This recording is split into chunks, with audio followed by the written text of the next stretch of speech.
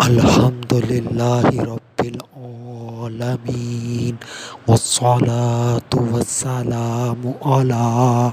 سید الانبیاء والمرسلین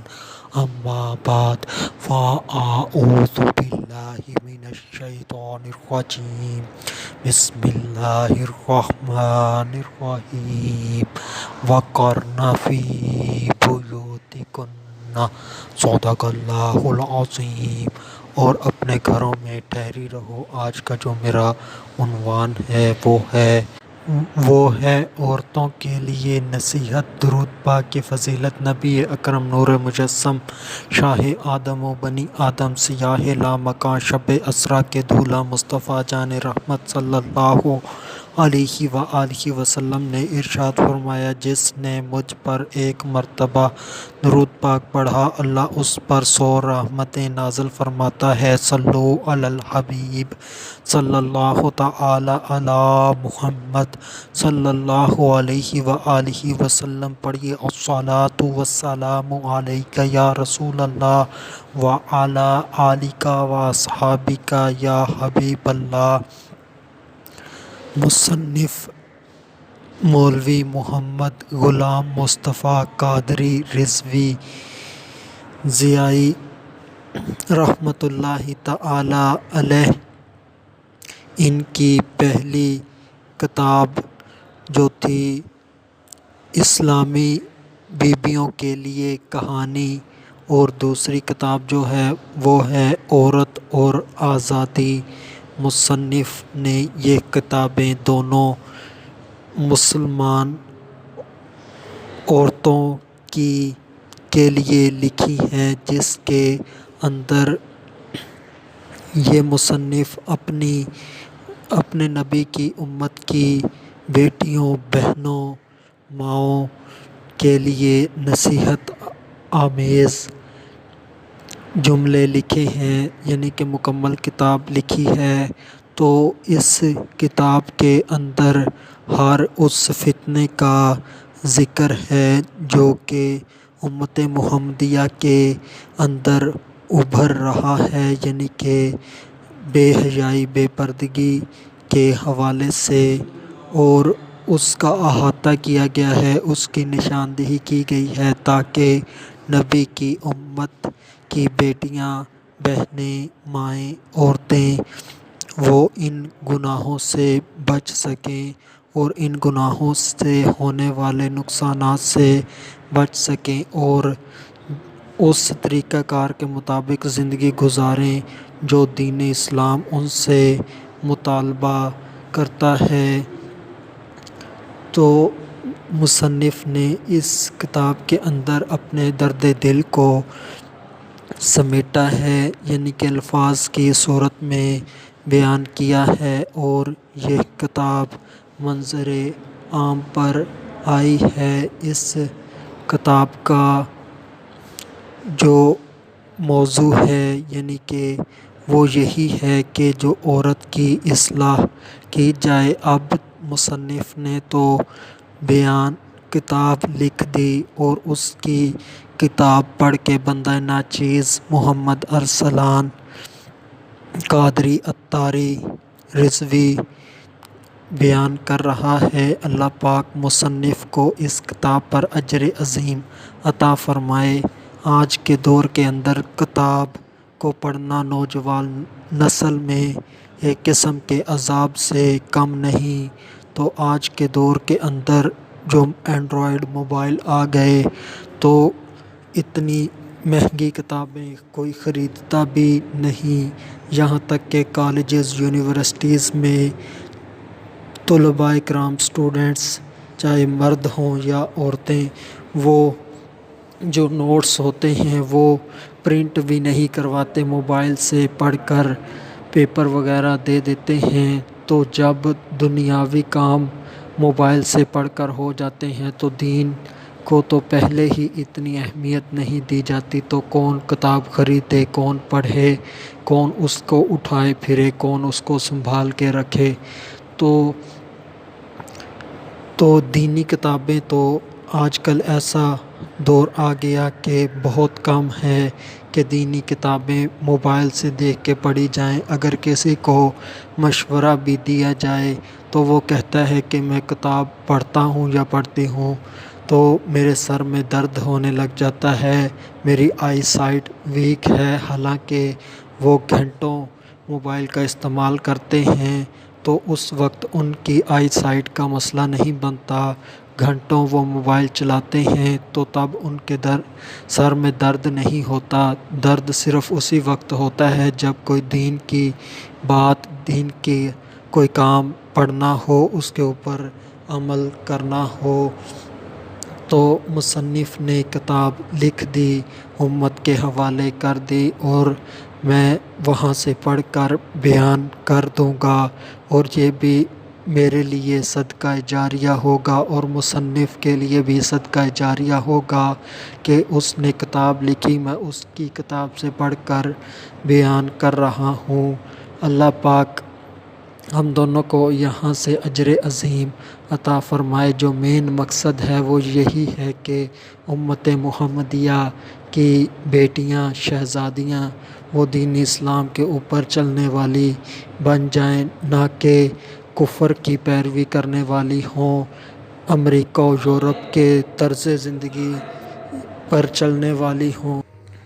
اپنے آپ کو اسلام کے مطابق ڈھالیں۔ ان سے یہی امید ہے کہ وہ شرم و حیا والیاں بنیں، پاک دامن بنیں، شرعی پردے کی پابندی کرنے والیاں بنیں، ظاہر بھی شرم و حیا والا ہو اور باطن بھی شرم و حیا والا ہو، یعنی کہ باطن کے اندر بھی اپنے محارم کے ساتھ وفا ہو۔ آج کے دور کے اندر دیکھا جاتا ہے کہ نوجوان نسل ظاہری طور پر تو چاہے مرد ہو یا عورت،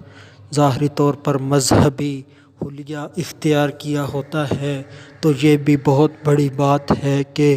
آج کے دور کے اندر نوجوان ظاہری طور پر مذہبی حلیہ اختیار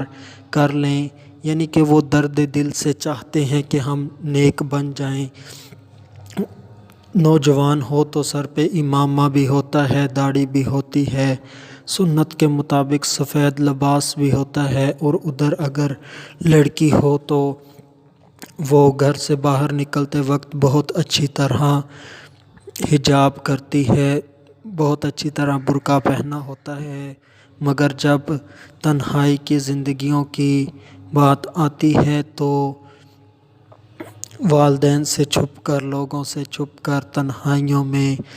موبائل کا غلط استعمال کرتی ہیں، نامحرموں کے ساتھ تعلقات بناتی ہیں، اور اس کے ساتھ موبائل کے اوپر بے حیائی کے، زنا کے مناظر دیکھے جاتے ہیں، دیکھتی ہیں، اور اس کے علاوہ انٹرنیٹ کا غلط استعمال کیا جاتا ہے۔ تو یہی ان سے چاہتے ہیں کہ ان کا ظاہر بھی اچھا ہو، دین اسلام کے مطابق ہو، باطن بھی اچھا ہو، اپنوں کے ساتھ وفا کرنے والیاں ہوں۔ آج کے دور کے اندر یہ مسئلہ بھی بہت بڑھ گیا ہے کہ ایک عورت کے پاس شوہر ہونے کے باوجود بھی وہ زنا کرواتی ہے، ایک عورت کے پاس شوہر ہے مگر تب بھی وہ نامحرم سے دوستیاں کرتی ہے، نامحرم سے باتیں کرتی ہے، ایک عورت کے پاس شوہر ہے بھی تو شوہر کے پیسے کھا کے، شوہر کے گھر میں رہ کے، شوہر کے پیسوں کا لباس پہن کے اس کے ساتھ وفا نہیں کی جاتی، اس سے اظہار محبت نہیں کیا جاتا، اور جن لوگوں سے محبت کرنا، تعلقات رکھنا حرام ہے، گناہ کا کام ہے، جہنم میں لے جانے والا کام ہے، ان سے اظہار محبت کیا جاتا ہے۔ جس عورت کو تلقین کی جاتی ہے کہ وہ عورت اپنی تمام تر محبتیں اپنے شوہر پر نچھاور کرے، یعنی کہ اس سے بہت پیار بھرے انداز سے میٹھی اور دل خوش کرنے والی باتیں کرے، مگر ہوتا یہ ہے کہ جیسے ہی شوہر گھر آتا ہے تو لڑائی جھگڑے فساد شروع ہو جاتے ہیں۔ کبھی اس کی شکایتیں، کبھی اس کی شکایتیں، کبھی اپنا رونا، کبھی مہنگائی کا رونا، میرے پاس یہ نہیں، میرے پاس یہ نہیں۔ شکر گزاری ختم ہو گئی، ناشکری بڑھتی جا رہی ہے۔ تو شوہر سے پیار و محبت سے بات کرنی نہیں، اور جو حرام تعلقات ہوتے ہیں، جیسے ہی شوہر گھر سے جاتا ہے تو ان کا دلی خواہش تو یہی ہوتی ہے کہ شوہر باہر ہی رہے، اور ان کی یہ بھی خواہش ہوتی ہے کہ ان کو الگ گھر دیا جائے، یعنی کہ ان کے کالے کرتوت لڑکے کے کہیں والدین، ماں باپ، بھائی بہنوں کو نہ پتہ لگیں، اس لیے پرزور مطالبہ ہوتا ہے کہ لڑکی کو الگ گھر میں رکھا جائے۔ تو یہی اپنوں کے ساتھ اچھا سلوک کرنا نہیں، جو حلال رشتہ ہے اس سے فائدہ نہیں لینا، اور حرام رشتوں کے ساتھ اظہار محبت، ان سے خوش ہو کر باتیں کرنا، یہ رواج بنتا جا رہا ہے۔ نامحرم کا تعلقات آپس میں، اس کو برا نہیں سمجھا جاتا۔ کہا جاتا ہے مولوی صاحب محبت کر لینا کون سا گناہ کا کام ہے، سب کرتے ہیں، اگر ہم نے کر لیا تو کیا ہو گیا۔ تو محبت کرنا ایک قسم کا گناہ کا کام ہی ہے، یعنی کہ کسی نامحرم عورت کی طرف دیکھنا، اس کی آواز سننا، اس کے پاس چل کے جانا، اس سے بات کرنا، اس سے تعلقات بڑھانا، اس سے ملنا، اس کو تحائف دینا، اس سے تحائف لینا، اور اسی طرح ملاقاتیں کرنا، پھر اسی طرح زنا تک پہنچ جاتے ہیں۔ تو اسی طرح مردوں کے اندر بھی یہ پائی جاتی ہے گندگی کہ ان کے پاس بیوی ہے، مگر پھر بھی وہ گندگی میں منہ مارتے ہیں، اپنی حلال طیب بیوی کو چھوڑ کر حرام کی طرف بڑھتے ہیں۔ حدیث کا مفہوم ہے کہ نبی پاک صلی اللہ علیہ وآلہ وسلم نے فرمایا کہ میں دیکھتا ہوں کہ کچھ لوگ پاکیزہ خوشبودار مزیدار گوشت چھوڑ کر بدبودار گندے گوشت میں منہ مار رہے ہیں، یعنی کہ اسے کھا رہے ہیں۔ اس کی وضاحت یہی ہے کہ اپنی حلال طیب بیوی کو چھوڑ کر حرام عورتوں کی طرف بڑھتے ہیں، یعنی کہ حرام سے لذت حاصل کرتے ہیں، حرام کاری کرتے ہیں، زنا کرتے ہیں، دوسروں کی بہنوں بیٹیوں کے ساتھ دوستیاں کرتے ہیں، ان کے ساتھ تعلقات رکھتے ہیں، تو اپنی بیوی پر خرچ نہیں کرتے، ان حرام جن عورتوں پر خرچ کرتے ہیں، انہیں شاپنگ کرواتے ہیں، اور اپنی بیوی سے پیار و محبت سے بات نہیں کرتے، ان حرام تعلقات سے، ان لڑکیوں سے پیار و محبت سے بات کرتے ہیں۔ تو اس طرح کی گناہ ہماری نوجوان نسل میں عورتوں کی طرف سے بھی پائے جاتے ہیں، مردوں کی طرف سے بھی پائے جاتے ہیں۔ بس یہ بیانات کرنا، علماء کرام کا یہ کتابیں لکھنا، نصیحتیں کرنا، بس اسی لیے ہوتا ہے کہ امت محمدیہ ہدایت پر آ جائے۔ بس یہی امید ہوتی ہے کہ ماؤں کے اندر شرم و حیا آ جائے، نوجوان شرم و حیا والے بن جائیں، پاک دامن بن جائیں، اچھے اخلاق و کردار والے بن جائیں، تاکہ ایسی مائیں معاشرے میں بنے، ایسی مائیں ہوں جن سے نور الدین زنگی پیدا ہوں، ایسی مائیں ہوں جن سے محمود غزنوی پیدا ہوں، ایسے مائیں پیدا ہوں جن سے طارق بن زیاد پیدا ہوں، ایسی مائیں موجود ہوں جنہوں نے اولیاء کرام کو جنم دیا۔ بس یہی ایک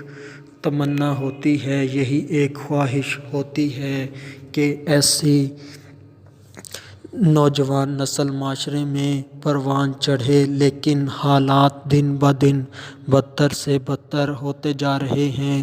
ایک برائی سے بچانے کی کوشش کی جاتی ہے تو 4 برائیاں جنم لیتی ہیں۔ انشاءاللہ جو مجاہدین ہیں وہ ہر برائی سے امت کو آگاہ کرتے رہیں گے، ہر فتنے کا سر کچلتے رہیں گے، اس کے لیے تحریکیں اٹھتی رہیں گی، دین اسلام کا کام کرنے والے لوگ آتے رہیں گے، دین کی طرف بلانے والے لوگ آتے رہیں گے، گناہوں سے منع کرنے والے لوگ آتے رہیں گے، نیکیوں کا حکم دینے والے لوگ آتے رہیں گے۔ یہی مولوی جنہیں حقیر سمجھا جاتا ہے، یہی آپ کے اصل خیر خواہ ہیں، یہی آپ کو گناہوں سے بچانے کی کوشش کرتے ہیں، یہی مولوی آپ کو نیکیوں کا حکم دیتے ہیں، آپ کو نماز کی طرف بلاتے ہیں، آپ کو دین کی طرف بلاتے ہیں، آپ کو کامیابی کی طرف بلاتے ہیں، آپ کو ہدایت کی طرف بلاتے ہیں۔ یہی علماء کرام ہی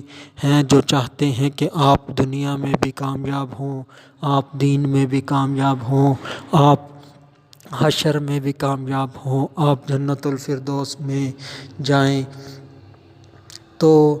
اس کے لیے علماء کرام اپنی تن من دھن کی قربانی دینے کے لیے تیار بھی ہیں، مگر جو فتنے ہیں وہ بہت خوفناک اور بھیانک ہیں۔ سب سے بڑا فتنہ جو مسلمان بچیوں میں ہے وہ فیشن پرستی ہے، اور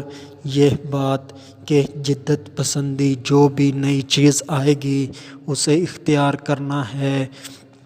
چاہے وہ اسلام کے دشمنوں نے ایجاد کی ہو یا جس نے بھی ایجاد کی ہو، بس اس کے اوپر عمل کرنا ہے، دوسروں کی نکالی کرنی ہے۔ جیسے کافرہ عورتیں لباس پہنتی ہیں ویسے ہی لباس پہننے ہیں، جیسے ان کا بالوں کی تراش خراش ہے ویسے ہی مسلمان بچیاں تراش خراش کرواتی ہیں بالوں کی، جیسے وہ بناؤ سنگھار کرتی ہیں حرام چیزوں سے، یہ بھی حرام چیزوں سے بناؤ سنگھار کرتی ہیں۔ تو جیسے وہ سوچتی ہیں ویسے ہی ان کی سوچ بنتی جا رہی ہے، جیسے وہ ایک دن میں کئی مردوں سے لطف اندوز ہوتی ہیں، میلاب کرواتی ہیں، یہی سوچ مسلمان عورتوں کے اندر آزادی کے طور پر پیدا کی جا رہی ہے کہ عورت کو گھر میں قید نہ کیا جائے، اس کو برقعے میں چادر میں قید نہ کیا جائے، حالانکہ یہ اس کی حفاظت کے لیے ہے۔ اس کی مثال ایسے ہی ہے کہ جیسے کوئی بہت قیمتی ہیرا ہو تو اگر اس کو روڈ پر رکھ دیا جائے تو کوئی بھی اٹھا کر لے جائے گا، اسی طرح اس ہیرے کو جو جوہری ہے، جو ہیرے جواہرات کا کام کرتا ہے، اس کو اپنی دکان کے اندر رکھتا ہے، محفوظ لاکر میں، محفوظ ڈبیا میں رکھتا ہے۔ ایسے ہی عورت ہے، جو عورت ہے اس کی جو زندگی ہے وہ بہت قیمتی ہے، عورت کی عزت و عصمت بہت قیمتی ہے۔ تو دین اسلام عورت کو پردے میں رکھتا ہے، نہ کہ قید کرنے کے لیے بلکہ اس کی حفاظت کے لیے، جیسے کہ مثال دی ہیرے کو ڈبیا میں رکھا جاتا ہے، صرف ڈبیا میں ہی رکھ کر حفاظت نہیں ہوتی ہیرے کی، بلکہ اس کو کسی محفوظ جگہ پر رکھنا ہوتا ہے۔ تو اسی طرح دین اسلام عورت کو حکم دیتا ہے وَقَرْنَ فِي بُيُوتِكُنَّ، اور اپنے گھروں میں ٹھہری رہو، یعنی کہ عورت پردہ بھی کرے اور گھر میں بھی رہے تو تب ہی اس کی عزت محفوظ رہے گی، ورنہ جو شرمگاہ کی لذتوں کے غلام ہوتے ہیں وہ آپ کا جسم تک نوچ کر آپ کو لہو لہان زخمی کر دیں گے، قتل کر دیں گے۔ جو علماء کرام بیان کرتے ہیں یہ اپنی طرف سے کچھ بھی نہیں ہوتا، یہ قرآن و سنت کی تعلیمات ہوتی ہیں۔ جس کو علماء کرام سے نفرت ہے تو اس کو براہ راست دین اسلام سے نفرت ہے، کیونکہ مولوی ہو، عالم ہو، واعظ ہو، ناصح ہو، جو بھی ہو آپ کو دین کا پیغام پہنچا رہا ہے، وہ اپنی بات نہیں کرتا، وہ قرآن و سنت پڑھ کر ہی وہیں سے ہی معلومات لے کر آپ کو بتاتا ہے۔ اگر آپ کو اس کی بات اچھی نہیں لگتی تو اس کا مطلب یہ ہے کہ آپ کو دین اسلام سے محبت نہیں۔ اگر آپ کو اس کی باتیں اچھی لگتی ہیں، یعنی کہ وہ دین اسلام کی بات کرتا ہے، قرآن کی بات کرتا ہے، حدیث کی بات کرتا ہے، تو سمجھ جائیں آپ کو دین اسلام سے محبت ہے۔ تو یہی ہے آرزو کہ تعلیم قرآن عام ہو جائے، کہ ہر پرچم سے اونچا پرچم اسلام ہو جائے، دین اسلام کے اوپر عمل کرنے والے پیدا ہوں، دین اسلام کے مطابق زندگی گزارنے والے بنیں اور فیشن پرستی کو چھوڑ دیں۔ شرم و حیا انسان کا یہ فطری زیور ہے، یعنی کہ شرم و حیا کرنا، چاہے وہ مسلمان ہو یا کافر ہو، تو اس کے اندر فطری طور پر موجود ہے، مگر جب وہ بڑا ہو جاتا ہے تو اس کے اندر اس کے ماحول کی وجہ سے یہ گندگیاں آ جاتی ہیں۔ یہ بے شرمی، بے حیائی، ننگا پن، نیم ننگا پن، اور ہر ادا اور ہر تحریک، خواہ وہ امریکہ اور یورپ سے پھوٹے یا بر اعظم ایشیا کے ملکوں سے اٹھے، وہ وحشی اور غیر مہذب قوموں کی پستی کا مظاہرہ ہے، جو آدمیت کو اس کے بلند مقام سے شیطانیت کی طرف دھکیل دیتی ہے۔ آزادی نسواں، یعنی کہ عورت کو آزاد بنانے کی آڑ میں بے پردگی، فیشن پرستی کو پروان چڑھانا انسانیت کے لیے باعث شرمندگی ہے، آدمیت کے لیے ننگ کا باعث ہے۔ تو بات یہی ہے کہ جو شرم و حیا ہے یہ فطری چیز ہے، یہ انسان کے فائدے کے لیے ہے، اور جو بے حیائی ہے، بے پردگی ہے، بے شرمی ہے، ننگا پن ہے، یہ شیطان کی طرف سے ہے۔ جو شرم و حیا ہے انسان کو عظیم مقام دلواتی ہے، اور جو بے حیائی، ننگا پن، فحاشی، عریانی ہے، یہ انسان کو گراوٹ کا شکار کر دیتی ہے۔ جو مرد ہو یا عورت جو شرم و حیا والا ہوتا ہے وہ صحت مند ہوتا ہے، دل کے طور پر بھی، ذہن کے طور پر بھی، جسمانی طور پر بھی۔ اور جو بے حیا ہو، گندگی کا چاہنے والا ہو، حرام کی طرف بڑھنے والا ہو، وہ جسمانی طور پر بھی کمزور ہوتا ہے، ذہنی طور پر بھی کمزور ہوتا ہے، دلی طور پر بھی کمزور ہوتا ہے، اور اس کا جسم ناپاک ہی رہتا ہے۔ تو یہی درد دل ہے، اور اس کتاب میں اسلامی بچیوں اور بہنوں میں سرایت ہونے والی ایک ایک برائی کے خد و خال کو اجاگر کرنے کی کوشش کی ہے مصنف نے۔ نتیجہ ان کی تمام خرابیوں سے آگاہ کیا۔ بس یہی اپیل ہے کہ جو علماء کرام کتابیں لکھیں انہیں پڑھا جائے، علماء اہل سنت جو حق علماء کرام ہیں ان کی بات سنی جائے، اس کے اوپر عمل کیا جائے، دین اسلام سے محبت کی جائے، اس کے اوپر چلنے کی کوشش کی جائے۔ آخر میں اللہ تبارک و تعالی سے دعا ہے کہ اللہ تبارک و تعالی ہمیں نیکیوں کے اوپر ثابت قدم رکھے اور گناہوں سے بچائے۔ وما علینا الا البلاغ المبین۔